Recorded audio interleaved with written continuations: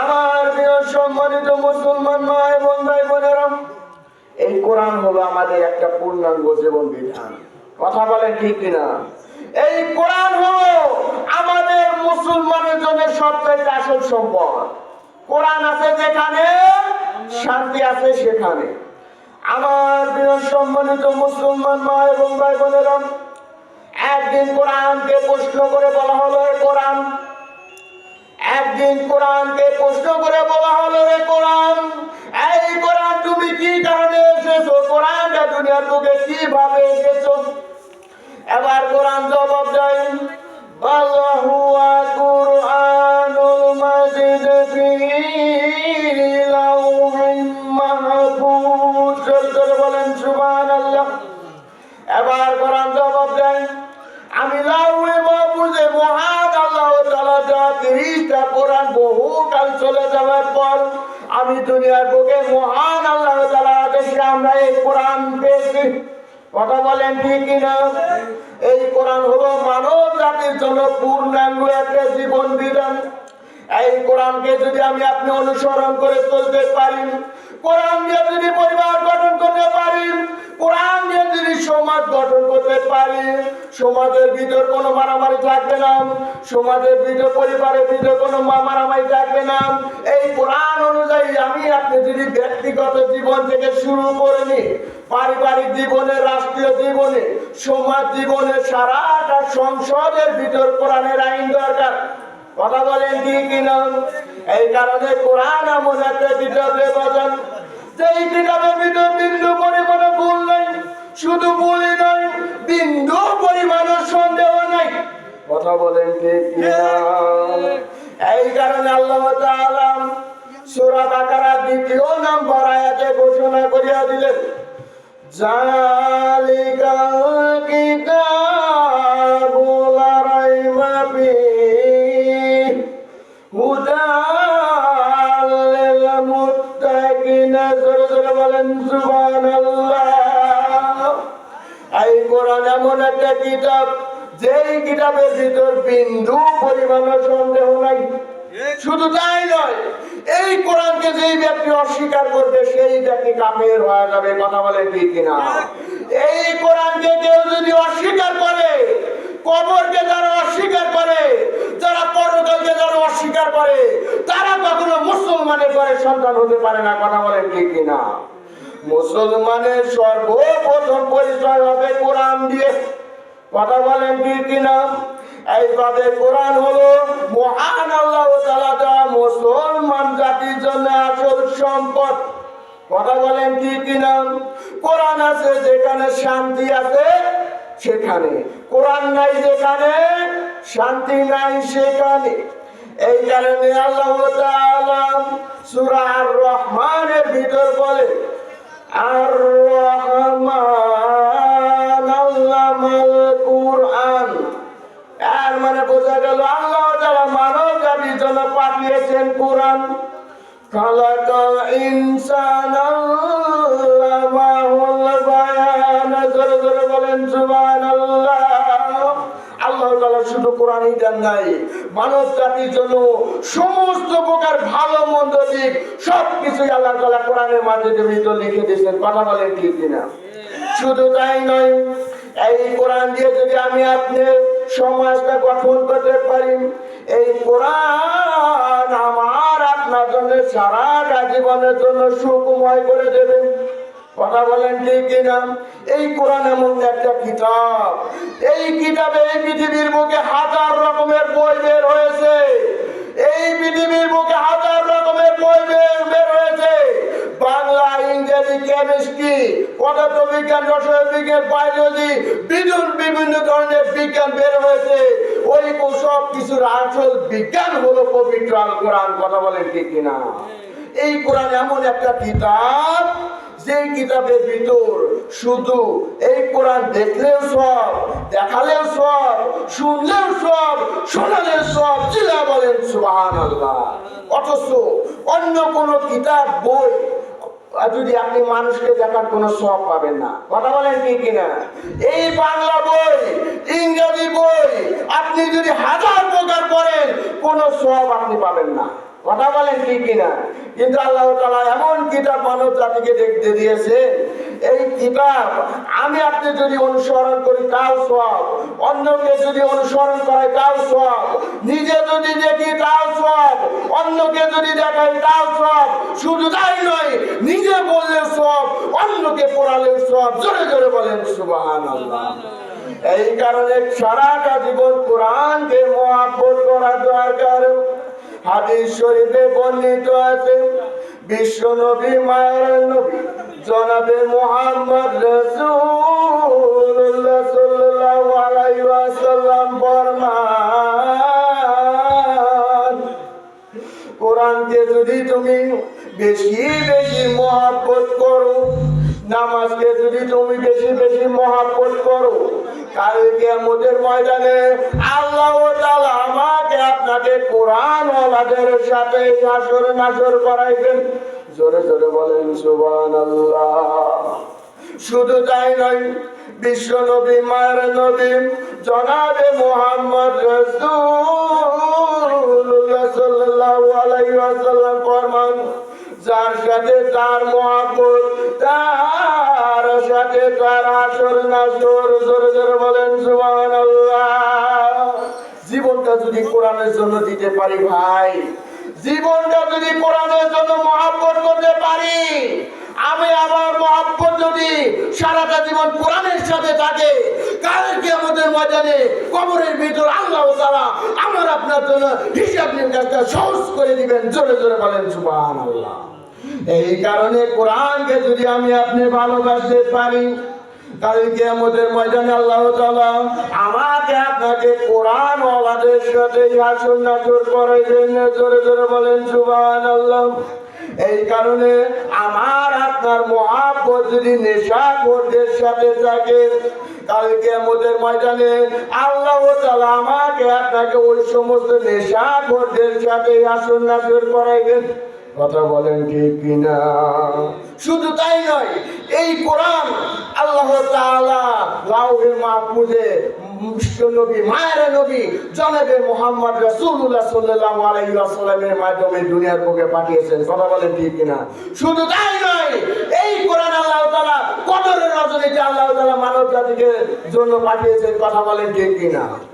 এই কারণে আল্লাহ তাআলা সূরা কদরের ভিতর বলেন, লাইলাতুল কদর ইন্না আনজালনাহু ফি লাইলাতুল কদর লাইলাতুল কদরি খায়রুম মিন আলফি শাহর তানাজ্জালুল মালাইকাতু ওয়ার রূহু ফিহা বিইজনি রাব্বিহিম মিন কুল্লি আমর সালামুন হিয়া হাত্তা মাতা'ইল ফাজর। এই কোরআন আল্লাহ তাআলা মানব জাতিকে ঘোষণা করিয়া দিলেন, এই কোরআন আমি লাউহে মাহফুজে সবে কদরের রজনীতে নির্ধারণ করে রেখেছি। এই কোরআন পড়লে শুধু সব আর সব, সব আর সব। কথা বলেন ঠিক কিনা? এই কারণে আমার সম্মানিত প্রিয় মুসলমান মা এবং ভাই বোনেরা, কোরআনকে যদি যেই ব্যক্তি অস্বীকার করবে, সেই ব্যক্তি কাফের হয়ে যাবে। কথা বলেন ঠিক কিনা? এই কারণে আল্লাহ তাআলা মানব জাতিকে ঘোষণা করিয়া দিলেন, তোমরা কখনো অন্য সম্প্রদায়ের সাথে শিরক গুনাহ করো না। যারা শিরক গুনাহ করে তারা মুসলমানের অন্তর্ভুক্ত নয়। কথা বলেন ঠিক কিনা? একদিন না একদিন আমাকে আপনাকে মরণের স্বাদ গ্রহণ করতেই হবে। এই কোরআন নিয়ে যদি আমি আপনি কবরে যেতে পারি, এই কোরআন নিয়ে যদি আমি আপনি কবরে যেতে পারি, কোরআনটা যদি আমি আপনার অন্তরে ঢুকাইতে পারি, কোরআন দিয়ে যদি আমি আপনি কোরআন দিয়ে জীবনটা যদি চলাইতে পারি, কবর জগৎটা আমার আপনার জন্য অত্যন্ত ইহসান সহজ হয়ে যাবে। চিল্লা বলেন সুবহানাল্লাহ। মরণের স্বাদ আমাকে আপনাকে একদিন না একদিন গ্রহণ করা লাগবে। হাদিস শরীফে বর্ণিত আছে, বিশ্ব নবী মায়ের নবী জনাবে মুহাম্মদ রাসূলুল্লাহ সাল্লাল্লাহু আলাইহি ওয়াসাল্লাম হুজুরের ইন্তেকালের পূর্ব মুহূর্তে হযরত আজরাইল আলাইহিস সালাম নবী মায়ের নবী জনাবে মুহাম্মদ রাসূলুল্লাহ সাল্লাল্লাহু আলাইহি ওয়াসাল্লাম হুজুরের ইন্তেকালের পূর্ব মুহূর্তে অনুমতি প্রার্থনা করিলেন। জোরে জোরে বলেন সুবহানাল্লাহ। বিশ্ব নবী মায়ের নবী জনাবে মুহাম্মদ রাসূলুল্লাহ সাল্লাল্লাহু আলাইহি ওয়াসাল্লাম হুজুরের ইন্তেকালের পূর্ব মুহূর্তে হযরত আজরাইল আলাইহিস সালাম অনুমতি প্রার্থনা করিলেন। এবার হযরত আজরাইল আলাইহিস সালাম বিশ্ব নবী মায়ের নবী জনাবে মুহাম্মদ রাসূলুল্লাহ সাল্লাল্লাহু আলাইহি ওয়াসাল্লামের কাছে আরজ করলেন, হুজুর আমি প্রত্যেক মানব জাতির জিন এবং মানব জাতির জন্য জান কবজ করব, কিন্তু আমি কারো জন্য অনুমতি প্রার্থনা করি নাই।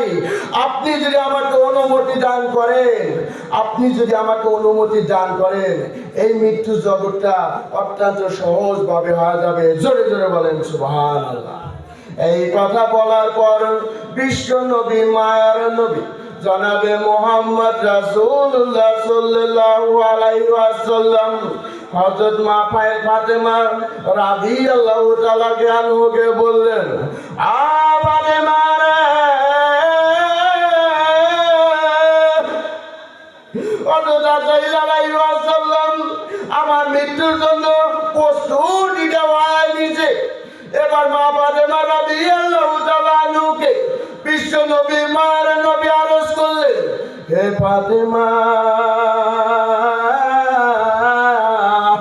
তোমাকে সান্ত্বনাটা দিয়া দিলাম। এবার বিশ্ব নবী মায়ের নবী জনাবে মুহাম্মদ রাসূলুল্লাহ সাল্লাল্লাহু আলাইহি ওয়াসাল্লাম আজরাইল আলাইহিস সালামকে ঘোষণা করে দিলেন, ও আজরাইল, এবার তুমি তোমার কার্য সম্পাদন করো।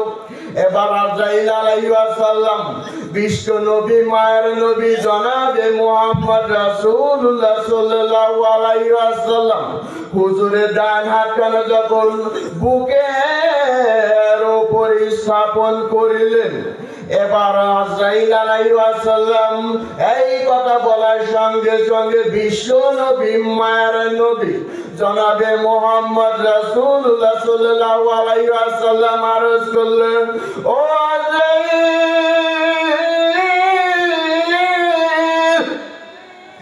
এই মৃত্যুর যন্ত্রণা আমার মতো মৃত্যুর যন্ত্রণা এই পৃথিবীর বুকে হয়তো কারো নাই। এবার বিশ্ব নবী মায়ার নবী জনাবে মুহাম্মদ রাসূলুল্লাহ সাল্লাল্লাহু আলাইহি ওয়াসাল্লামের কাছে আজরাইল আলাইহিস সালাম আরজ করলেন, ইয়া রাসূলুল্লাহ সাল্লাল্লাহু আলাইহি ওয়াসাল্লাম, আমি তো আপনার মৃত্যুটা অত্যন্ত ইহসানের সাথে করেছি। এমন আস্তে আস্তে এমন সহজ ভাবে মৃত্যু এই দুনিয়ার বুকে আমি কারোর জন্য করি না। এবার বিশ্ব নবী মায়ের নবী জনাবে মুহাম্মদ রাসূলুল্লাহ সাল্লাল্লাহু আলাইহি ওয়াসাল্লাম ফরমান, ও আজরাইল আলাইহিস সালাম, এত সহজ ভাবে তুমি যে আমার জানটা কবজ করেছো, তাহলে তো মনে হয় আমার গুনাহগার উম্মতেরা তাদের জান কবজটা কত কঠিন হবে। কথা বলেন ঠিক কিনা? বিশ্ব নবী মায়ের নবী জনাবে মুহাম্মদ রাসূলুল্লাহ সাল্লাল্লাহু আলাইহি ওয়াসাল্লাম হুজুরের জান কবজটা অত্যন্ত ইহসান ভাবে যেভাবে করেছেন, তাতে মনে হয় আমার আপনার জানটা হযরত আজরাইল আলাইহিস সালাম কত কঠিন ভাবে নিয়ে আনে। এবার আজরাইল আলাইহিস সালামের কাছে বিশ্ব নবী মায়ের নবী জনাবে মুহাম্মদ রাসূলুল্লাহ সাল্লাল্লাহু আলাইহি ওয়াসাল্লামের কাছে আরজ করলেন, ইয়া রাসূলুল্লাহ সাল্লাল্লাহু আলাইহি ওয়াসাল্লাম, আমি আপনাকে প্রতিশ্রুতিটা দিয়ে দিলাম, আপনার যে সমস্ত উম্মতেরা প্রত্যেক ফরজ নামাজ ৫ ওয়াক্ত ফরজ নামাজ আদায় করার পর আয়াতুল কুরসি পাঠ করিবেন, আল্লাহু লা ইলাহা ইল্লাহু, আয়াতুল কুরসিটা পাঠ করিবেন, আমি ওই সমস্ত বান্দাদের আপনার উম্মতদের এত সুন্দর ভাবে জানটা কবজ করে নেব, যেমন একটি ঘুমন্ত শিশু, যেমন একটা বাচ্চা শিশু যেমন মায়ের বুকে দুধ স্তনের দুধ পান করতে করতে যেমন ঘুমিয়ে যায়, তার ভিতর যেমন বিন্দু পরিমাণও কষ্ট হয় না, তেমনি ভাবে আমার আপনার যে সমস্ত উম্মতেরা প্রত্যেক 5 ওয়াক্ত ফরজ নামাজ আদায় করার পর আয়াতুল কুরসি পাঠ করিবেন, আমি ওই সমস্ত উম্মতের বান্দাদের মৃত্যুটা অত্যন্ত সহজ ভাবে নিয়ে নেব। জোরে জোরে বলেন সুবহানাল্লাহ। শর্তটা কি? আয়াতুল কুরসিটা আমাদেরকে বেশি বেশি পাঠ করতে হবে। বিশেষ করে 5 ওয়াক্ত ফরজ নামাজ আদায় করার পর সালাম ফেরানোর পর যদি আয়াতুল কুরসিটা যদি আমি আপনি পাঠ করি, তাহলে মৃত্যুর সময় আজরাইল আলাইহিস সালাম আমার আপনার রূহটা অত্যন্ত সহজভাবে নিয়ে দেবেন। জোরে জোরে বলেন সুবহানাল্লাহ। এমনও মৃত্যু আছে রে বাজান, অত্যন্ত কষ্টের সাথে মৃত্যু হয়। কথা বলেন ঠিক কিনা? পানিতে ডুবে মারা যায়, অত্যন্ত কঠিন মৃত্যু। কথা বলেন ঠিক কিনা? আবার গাছ থেকে পড়ে মারা যায়, আগুনে পুড়ে মারা যায়, অ্যাক্সিডেন্টে হয়ে মারা যায়। এই মৃত্যুগুলো হলো অত্যন্ত কঠিন মৃত্যু। কারণ মৃত্যুটা যদি আজরাইল আলাইহিস সালাম মানব জাতিকে ঘোষণা করে দিলেন, আয়াতুল কুরসি যদি পাঠ করো, মৃত্যুটা আমি তার জন্য সহজভাবে নিয়ে নেব। জোরে জোরে বলেন সুবহানাল্লাহ। শুধু তাই নয়, জান্নাতি মৃত্যু কোনগুলো? বিশ্ব নবী, মায়ার নবী জনাবে মুহাম্মদ রাসূলুল্লাহ সাল্লাল্লাহু আলাইহি ওয়াসাল্লাম ফরমান, মৃত্যুর সময় যারা কালেমা পাঠ করতে করতে মারা যাবে, মৃত্যুর সময় যারা আল্লাহ তাআলা কালেমা পাঠ করতে করতে মারা যাবে, আল্লাহ তাআলা ওই সমস্ত বান্দাদের মৃত্যুটা জান্নাত হিসেবে দান করবেন। জোরে জোরে বলেন সুবহানাল্লাহ। শুধু তাই নয়, যারা জুম্মার রাতে মারা যাবেন, আল্লাহর হাবিব রাসূলুল্লাহ সাল্লাল্লাহু আলাইহি ওয়াসাল্লাম ফরমান, যারা জুম্মার রাতে মারা যাবেন, নামাজ পড়া অবস্থায় মারা যাবে, কোরআন পড়তে পড়তে মারা যাবে, জিকির করতে করতে মারা যাবে, আল্লাহর রাস্তায় জিহাদ অবস্থায় যারা মারা যাবে, আল্লাহ তাআলা তাদেরকে শহীদ মৃত্যু, জান্নাতে মৃত্যু দান করেছেন। জোরে জোরে বলেন সুবহানাল্লাহ। এই কারণে আমি সকল মুসলমান ভাইদেরকে আরজ করবো, আল্লাহ আপনি আমাদেরকে মৃত্যুটা যখন দান করবেন, মৃত্যুটা জান্নাতি মৃত্যু দান করেন। আল্লাহ মৃত্যুটা যখন আপনি আমাকে দান করবেন, মৃত্যুটা আপনি আমাদেরকে নামাজ পড়া অবস্থায় দান করেন। আল্লাহ কোরআন পড়তে পড়তে যেন মারা যেতে পারি। আল্লাহ মৃত্যুটা আপনি আমাদের জন্য জান্নাতি মৃত্যু দান করেন। আল্লাহ জোরে জোরে বলেন সুবহানাল্লাহ। সেই জান্নাতি মৃত্যু আমাদের সবাই পাওয়া দরকার। কথা বলেন ঠিক কিনা? সেই জান্নাতি মৃত্যু আমাদের সবাইকে পাওয়া দরকার। সেই জান্নাতি মৃত্যু যদি আল্লাহ তাআলা আমাকে আপনাকে একবার দেন, তাহলে কি আর কোন আশা আছে? জান্নাতি মৃত্যু প্রাণ জাহান্নামে মৃত্যু চান? আমার প্রিয় সম্মানিত মুসলমান ভাই এবং বোনেরা, কাল কিয়ামতের ময়দানে আল্লাহ তাআলা যখন কবরের জগতে মানব জাতির জন্য পরীক্ষা করে দেখবেন, ওই মিজানের পাল্লা যদি আমার আপনার যদি আল্লাহ তাআলা ডান পাশে পাল্লা যদি ভারী করিয়া দেন, তাহলে আল্লাহ তাআলা আমাকে আপনাকে জান্নাত দান করবেন। জোরে জোরে বলেন সুবহানাল্লাহ। শুধু তাই নয়, কাল কিয়ামতের ময়দানে আল্লাহ তাআলা যদি আমার আপনার মিজানের পাল্লাটা মেপে যখন আমার আপনার বাম পাল্লাটা যখন ভারী দেখবেন, তাহলে আল্লাহ তাআলা আমার আপনার জন্য জাহান্নাম নিযুক্ত করে রেখেছেন। কথা বলেন ঠিক কিনা? ওই জান্নাতের ভিতর যেমন সুখের শেষ নাই, তেমনি ভাবে জাহান্নামের ভিতর দুঃখের কোনো শেষ নাই। কথা বলেন ঠিক কিনা?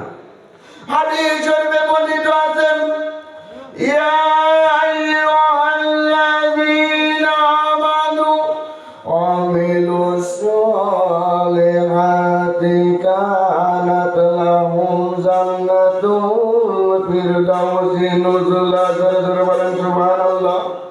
আল্লাহ তাআলা ঈমানদার ব্যক্তিদেরকে ওয়াদা ভঙ্গ করে দিলেন।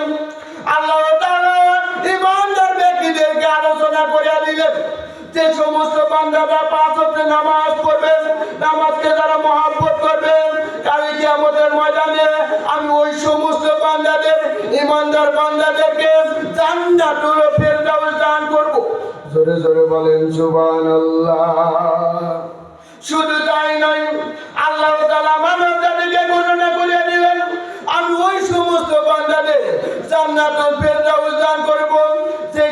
বান্দারা আমার দেওয়া জান্নাত কোনোদিনও দেখে নাই, কোনোদিনও কল্পনা করে নাই, কোনোদিনও অনুমান পর্যন্ত করে না।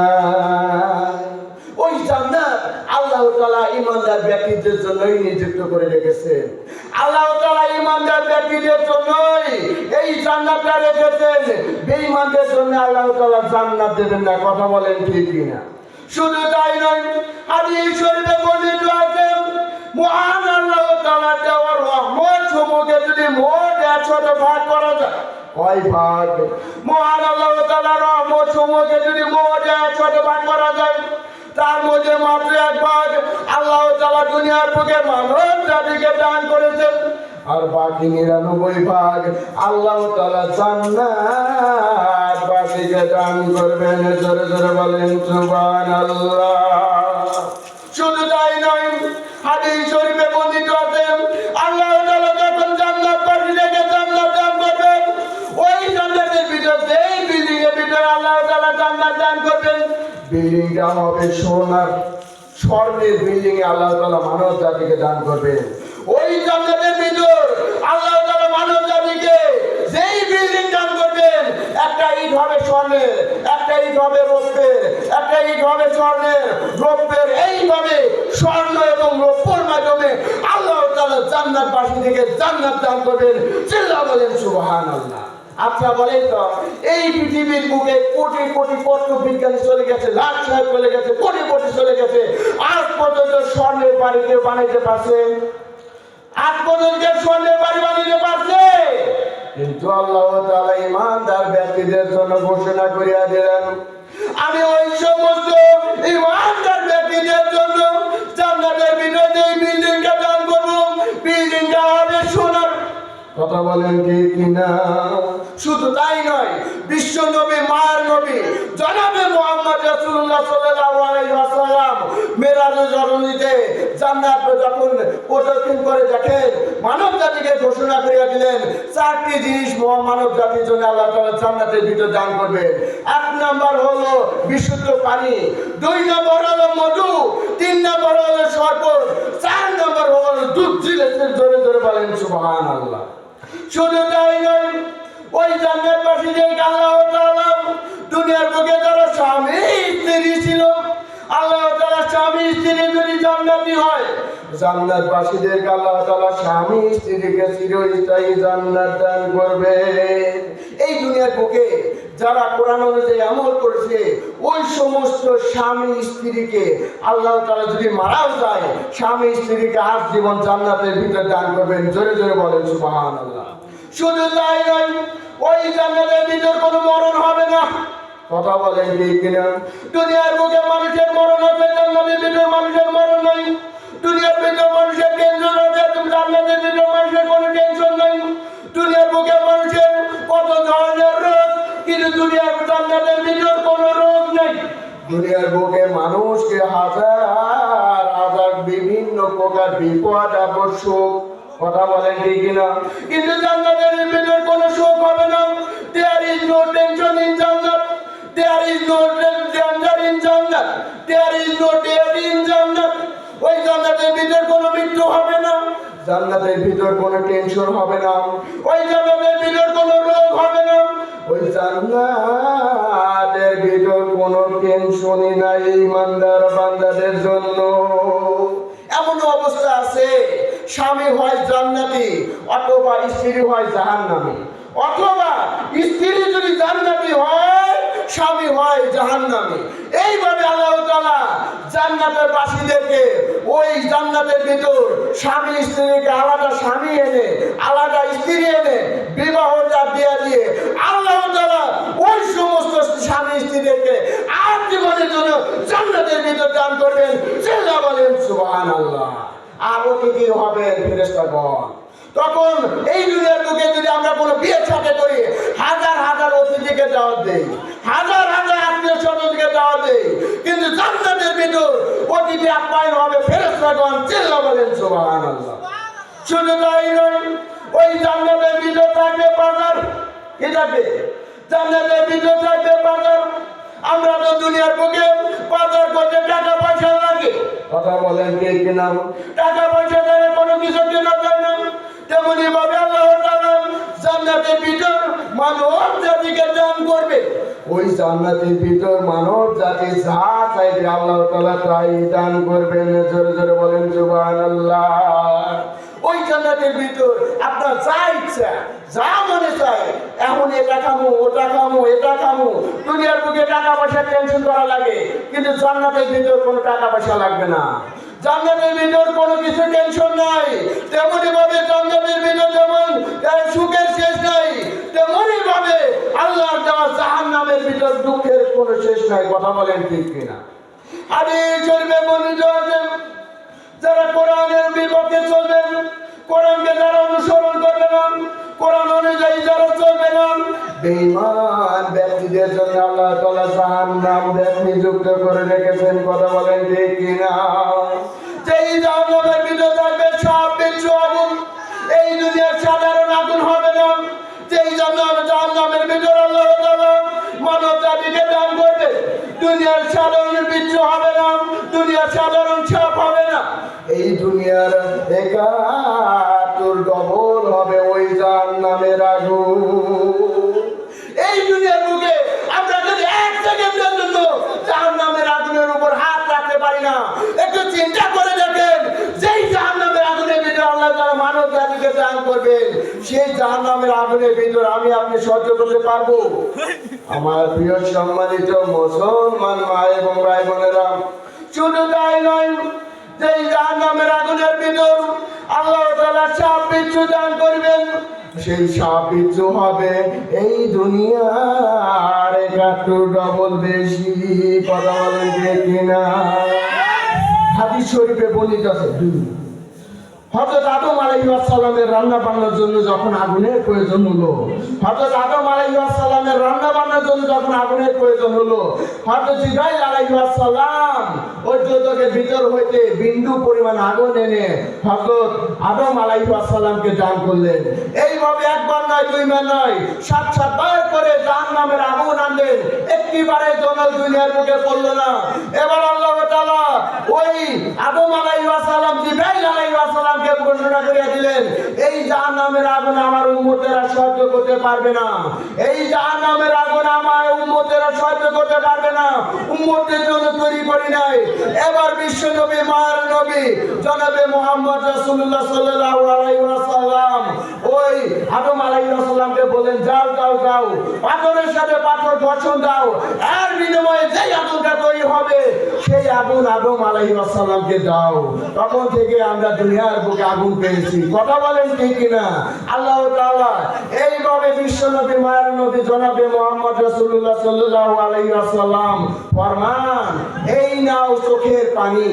যেই ব্যক্তি নামাজ পড়া অবস্থায় চোখের পানি ছাড়বে, চোখের পানির কারণে আল্লাহ তাআলা তার জন্য জাহান্নামের আগুন বন্ধ করে দিবেন। জোরে জোরে বলেন সুবহানাল্লাহ। শুধু তাই নয়, ৩০ পারা কোরআনকে যদি আমি আপনি মহব্বত করতে পারি, আল্লাহ তাআলা আমার আপনার জন্য জাহান্নামের আগুনটা বন্ধ করে দিবেন। ৩০ পারা কোরআনকে দিয়ে আমি আপনি যদি আমি আপনার সিনায় যদি ঢুকাইতে পারি, আমি আমার সিনায় যদি ৩০ পারা কোরআনকে যদি ঢুকাইতে পারি, জাহান্নামের আগুন তাকে স্পর্শ করবে না। এই কারণে যারা হাফেজ সন্তান আছে তারা বড়ই ভাগ্যবান, যারা মুফতি সাহেব আছেন তারা বড়ই ভাগ্যবান, যারা আলেম আছেন তারা বড়ই ভাগ্যবান, যারা ইমামতি করেন তারা কিন্তু বড়ই ভাগ্যবান। ইমামতির চেয়ে ভালো সুখ শান্তি আর কেউ নাই। তাদের মতো নেককার সন্তান এই পৃথিবীর বুকে নাই। কথা বলেন ঠিক কিনা?